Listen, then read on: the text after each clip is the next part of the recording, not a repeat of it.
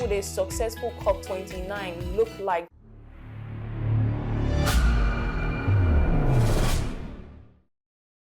It's great to have you join us again on the continued COP29 series on Green Growth TV. As the conference is drawing to a close, we also want to hear from specific organizations that are giving their voice to sustainable change. And so we'll be turning our attention today to the Natural Resource Governance Institute that has been at the forefront of advocating for equitable and sustainable resource management, as well as a fair and inclusive transition from fossil fuels to cleaner energy sources at the COP29 conference. And on that note, we have joining us live from Baku, Dennis Geryi, Africa Senior Program Officer of NRGI. Very good to have you join us today. How are you doing, Dennis? Hi, Tony. Thank you for having me, and good morning. Is it morning to your Yeah, viewers? it's afternoon already. It's 12 noon here. Oh, I see. Okay, yeah. That's fine. Good afternoon to your viewers. Yeah. How's the conference been going so far? We know that it's already drawing to a close. So how's it been? How's the experience been so far from your end? Of course, I haven't been here throughout. I joined over the weekend. Okay. And since joining, I've realized a lot of the negotiations are dragging. Yeah. No solid consensus has been reached. For the very first time this morning, we had the new collective quantified goals being agreed upon, and the text was released early this morning at 7 a.m. Baku time. And so for the first time, we have a bit of text to work with. But it's been slow so far, but towards the end, and that's how COPs usually work, towards the end, there will be some consensus and there will be some concrete communication. All right, great. So let's just get right into the conversation. We're focusing specifically on what your organization is trying to achieve at COP29. And we know that NRGI has been seeking to explore how to ensure a just energy transition. So how effective has COP29 been in fostering the collaboration between governments, businesses, and communities as well to ensure a just energy transition? Like you said, things have been slow, especially on the talk of fossil fuel transition. What has that been like? Has there been any much achievements in that light, and as well for the for what NRGI is trying to achieve in that light? What has there been any much achievement looking that the conference is already coming to a close? Yes. Thanks for that. I think there's been a space, and that is what the COP is supposed to be for. There's been some space provided for different entities and what we call constituencies to make their submissions. I participated a couple of times on Monday and then yesterday in the high-level ministerial, which received submissions from different ministers of the various countries on climate change, and also from the civil society and research constituency. There were submissions from different entities again yesterday. All of these submissions have sort of emphasized the need for a just and fairer, more equitable transition that takes into account the needs of communities, vulnerable groups, particularly in Africa, in Latin America, and in the small island states, as we call it. And so I would say that there's been some forum for all of the arguments, the different arguments to be made, and they've been heard. But the challenge is getting these arguments into the text that we expect to happen in the coming days. So that is what remains. And we are yet to see whether in the coming days we will get all of this included in the text. But as I indicated, we've received a copy text from the new collective quantified goals, which is the sort of the consensus that is being driven at COP here. And there's some talk about the finance text, and just for the purpose of the viewers, this is a finance COP. It is expected to come out with a finance goal that will address the transition, particularly the issue of justice and equity. And so there is some mention of finance in the text, particularly for adaptation and mitigation in that is key. But the specifics are missing. The developed countries, the global north, are still failing to come up with a specific figure that will show their commitment to the issue of climate change, particularly in vulnerable countries. And different groups are pushing for this to happen sooner than later, for them to stop dragging their feet and come to the table with a firm commitment on what they want to do. But we must also recognize the dynamics, the global dynamics.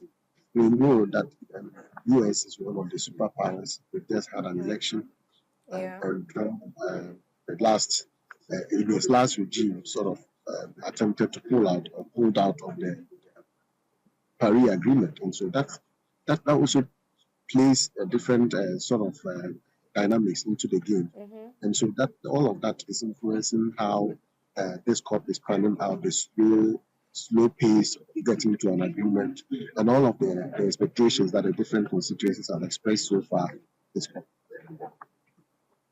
All right. So, I mean, I know that there's been a lot of talks on Trump's election and all of that be affecting this conference, but can we really say that's why? Because aside to that, we still have the UK there, we still have even China there, we still have a lot of economies that are there and they can actually make a change. So I don't know if the reason for Trump's victory should be an excuse or a reason why things would be slowed down, you know. So, but I mean, aside that, I just wanted to make a comment on that. But you've made mention of the finance aspect now, and looking at how this new NDCs that were released is focused on financing and all of that. So now looking at it from that aspect, how has the COP29 been able to address the challenge of financing the transition for especially resource-dependent countries? So has there been any improvement on that? Do we see finance as the priority from different nations that are there to be able to ensure that we're able to transition to a more transitioning for resource dependent countries? What's that like? Have a lot of countries shown that this is their priority to help these communities both in adaptation, resilience, and to also build their independence on resources? Yeah, thank you very much. Yeah, I mean, just to touch a bit on the earlier comment you made. Yes, you cannot say that the US, for instance, is the sole reason why there's not been a finance commitment. That cannot be accurate, but it's part of a whole set of events and outcomes that we are seeing at COP. Recall that the G20 was also having had their sort of meeting a couple of days, actually, or weeks, a week or so ago in Brazil, and they have had a communique as well. And so all of those discussions in different spaces are playing into this COP in different ways. One of the key issues that has come up from that, which is influencing the discussions at COP here, is the commitment to renewable energy, for instance. Also recall that the UK, for instance, have also launched the Clean Power Alliance. And so, of course, they would be intending to redirect some of their investments or commitments to that particular alliance. In terms of China, they hosted some of the least developed countries in the conversation that really didn't end up with any particular commitment. But we of course, know the position of China in the global space and how they want to work directly to control the supply chains for particularly transition minerals and ensure that the transition works in their favor. And so all of those different ambitions of all of the developing countries is affecting how this is playing out. In terms of the finance, I think that we must also again recognize how the different spaces are also impacting this. Remember, the US got back into agreement with G7 plus China, and they are actually agreeing on a 41 billion sort of fossil fuel freeze, investment freeze. And so that again shows some level of commitment, but again not enough, because many of the developing countries, the small island states, as I mentioned, are looking to attract financing to the just transition. And that is what many of these countries are aiming for this COP. And that has not progressed as expected. And so the expectation is that there will be a deal We expect a doubling of the 100 billion adaptation fund. The African group of negotiators looking for 1.3 trillion. And even though the expectations are that this may not be realized, but at least a certain reasonable target is expected to be reached as part of these negotiations. So we expect a finance deal, but not a deal that will actually satisfy all of these. But also, just to add that some of these discussions are really not meant to arrive at a conclusive decision at this COP. Some of them are preparing the way for COP30, which is also seen to be the ground where most of these discussions will sort of settle and seal off. And so it's important that whilst we are having this discussion, we have a view that some of these discussions are just setting the framework and the pace for COP30 to happen next year in Brazil.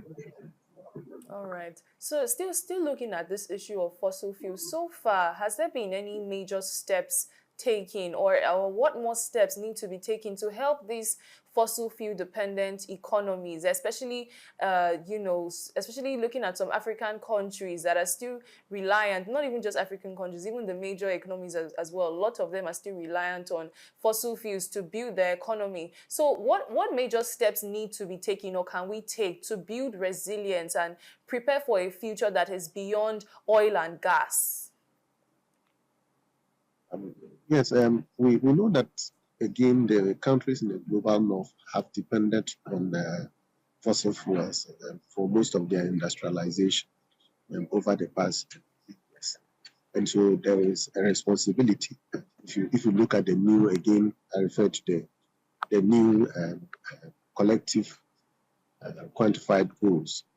There is a text there that seeks to promote a certain agenda of the polluters paying more. And the polluter paying means that those who have emitted the highest in the past decades should be the ones to bear the brunt. And so there is an expectation by most of the developing countries for these developed countries to be bold enough and pay up for the damage that they've caused over the years. But as I indicated earlier, the question about whether all of these happen within the time framework that we have left here is another question.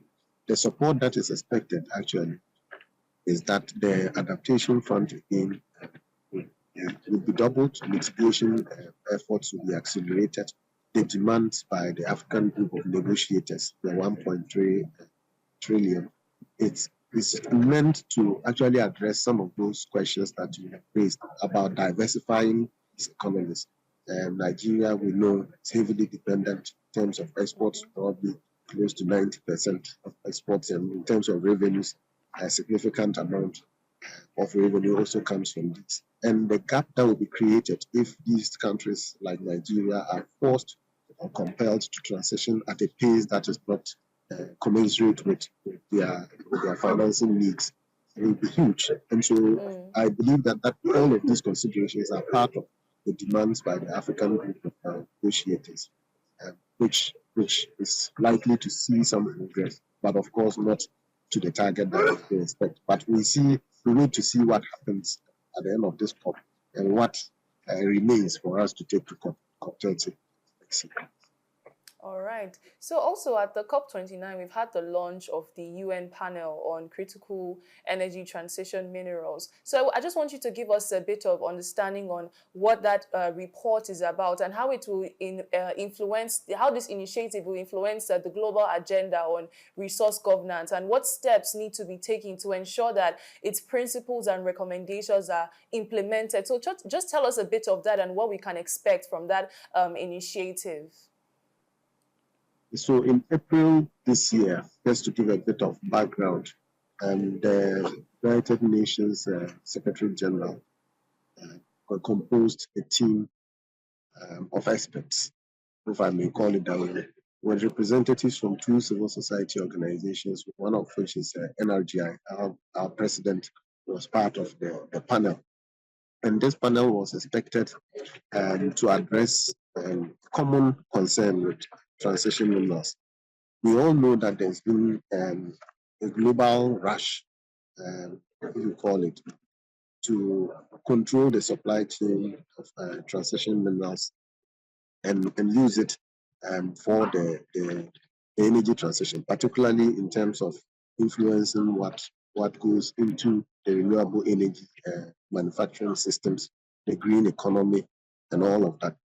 And so that agenda was based on one particular theme, which is to ensure that the race to net zero cannot trample over the poor. And this is a quote actually from the UN Secretary General at the time he was actually composing the panel.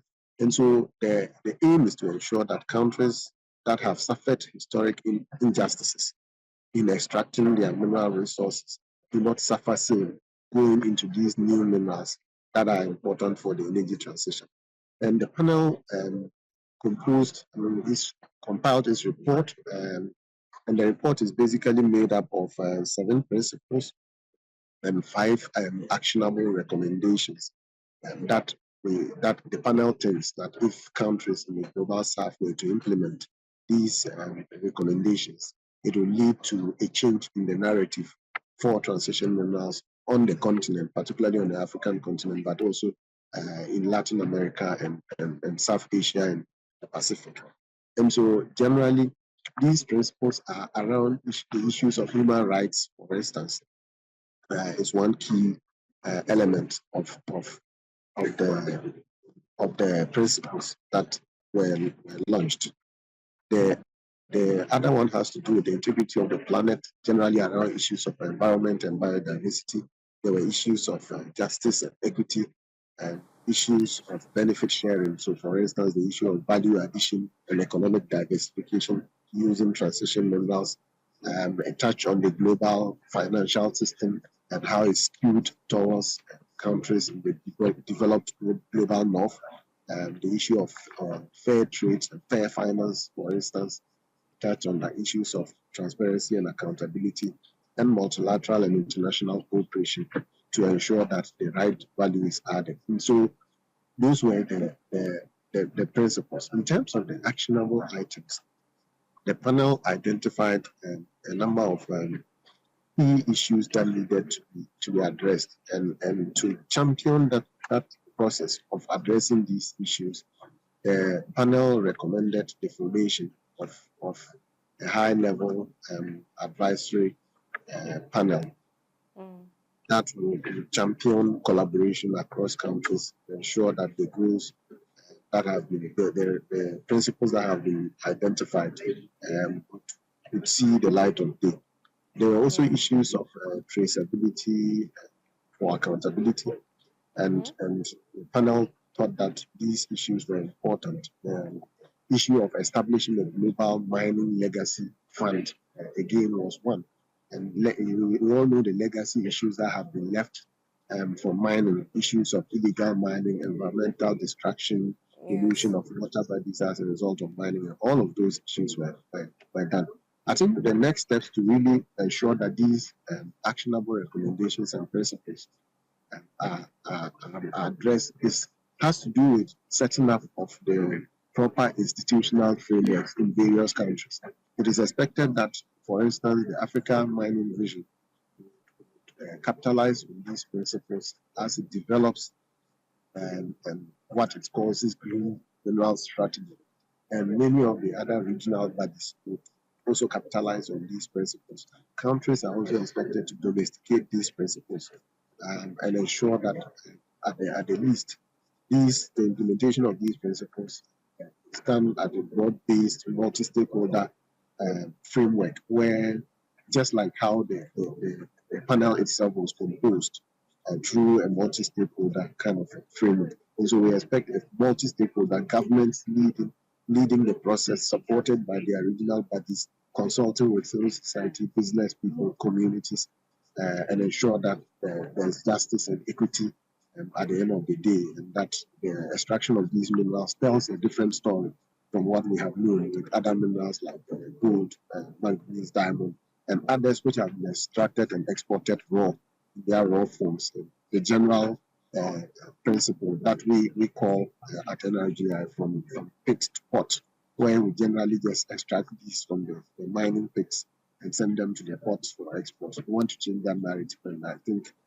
all these measures I've outlined, I think would be good to help progress with those principles and actionable recommendations. All right, thank you so much. That's a really great initiative, and I definitely look forward to the implementation of each of those principles. So, but right now, let's take a short break, and when we come back, we'll explore how or whether COP29 has been able to deliver on its promises of protecting and prioritizing equity in the vulnerable communities. So, don't go anywhere. We'll be right back with more for you.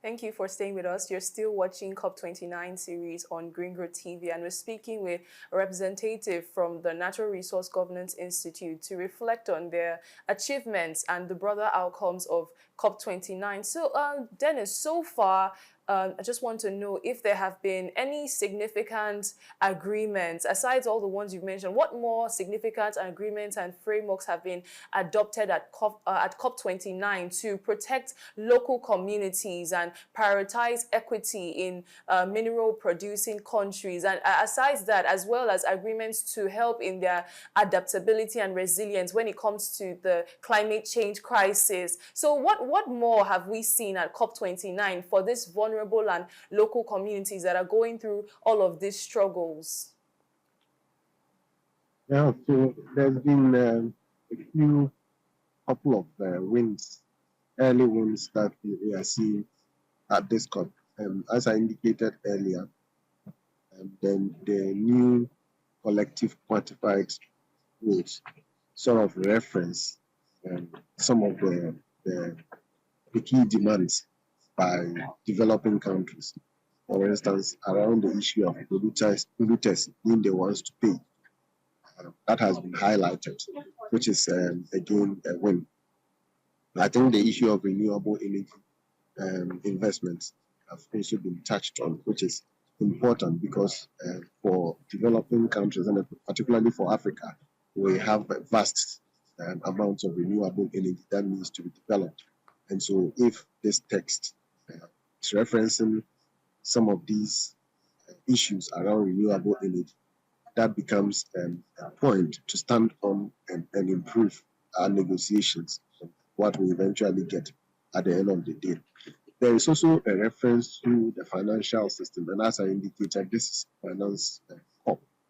And so there's a reference to the global financial sector reforms that is expected to ensure that developing countries are represented on the table, which is again an important consideration, given that some of these fora where you are missing, your views are also missing. And so it's important that we had this in the text. Beyond the text, we've seen some concerns around carbon credits. Of course, there's been dialogue around carbon credits and ensuring that we reform the international space to ensure that developing countries can leverage their carbon, the gap that they have in terms of emissions, to leverage that and raise financing from the international community and from developed countries to finance their transition. And so there's some reference to that, even though many people think that issue of carbon credits does not really belong to the text at this stage, and that it should be a separate discussion which will bring together all the considerations, all the gaps that we see in terms of setting up institutional frameworks, in terms of the implementation, and in terms of measurement, verification, and reporting on carbon credits. And so those are a few quick wins that I see at this stage that are important to highlight.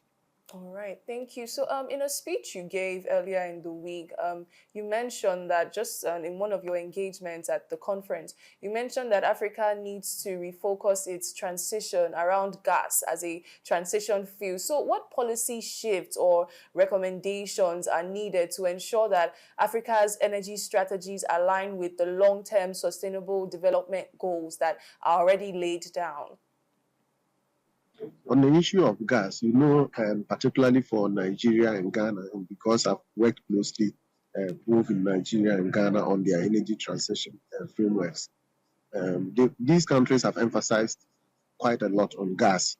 The narrative started gas as a transition fuel, and after a while, we heard both officials from Ghana and Nigeria talking about gas as a destination fuel. And again, I think my comments on that forum sought to highlight a couple of points.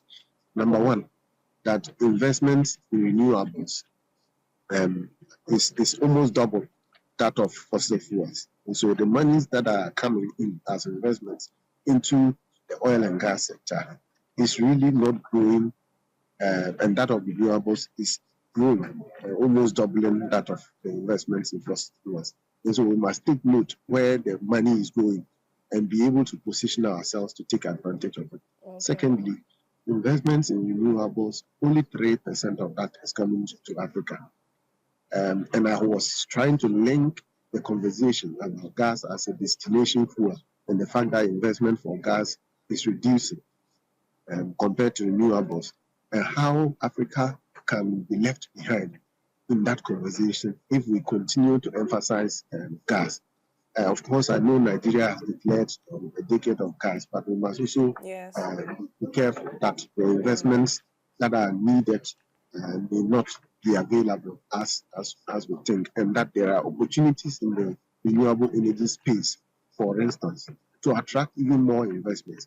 And so whilst we are declaring decades of gas and emphasizing gas, we must also be wary of how the investment climate is going, how we can position ourselves to attract even greater investments into renewables, which are more sustainable and for climate resilience. And so I was making really that point. And it was on the back of a certain development around the LNG, for instance, and the rush of European countries to develop LNG projects, particularly in Nigeria, in Mozambique, and in other parts of Africa, and that we should not allow Europe to develop these projects to satisfy their energy needs when our energy needs are left unsatisfied, knowing that over 600 million people in Africa are still without electricity, and over 1 billion people are still cooking using firewood, charcoal, and other unclean sources of energy.